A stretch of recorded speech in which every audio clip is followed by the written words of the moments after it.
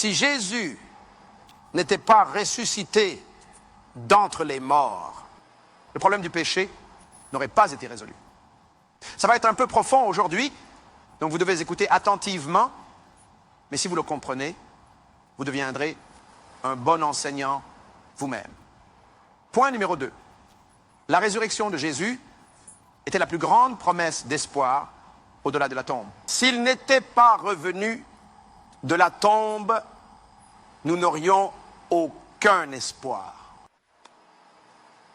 Et le point numéro 3, très simple, la résurrection de Jésus était la plus grande preuve que la mort a perdu son pouvoir.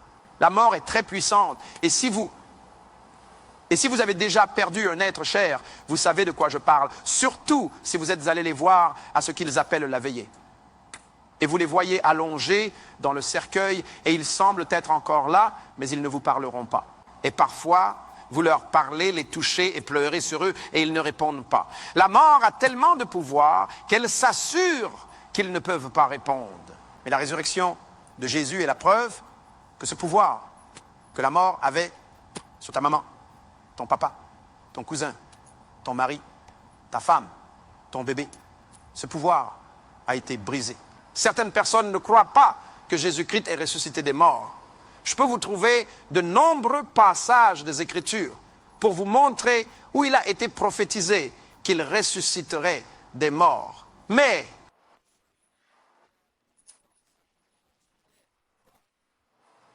vous verrez sur CNN et National Geographic et NBC, ABC et Fox Network et tous les autres réseaux, toute la journée, ils vont discuter de la crédibilité de sa résurrection, si elle est réelle.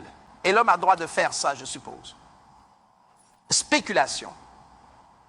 Mais il y a un problème avec Jésus que vous ne pouvez pas résoudre. Il a prédit tout avant que cela n'arrive, parce qu'il vivait dans une prophétie. Il vivait une prophétie. Il était en fait une manifestation prophétique. Voici ce que la Bible dit de lui. Maintenant, la plupart d'entre vous ont déjà lu ce passage, si vous lisez la Bible, à propos de la venue du Messie. Et c'est une prophétie faite par Isaïe. Et Isaïe, dans le chapitre 53, prophétisait au sujet du serviteur souffrant. Et c'est dans ce chapitre que nous lisons, il a été meurtri pour nos iniquités.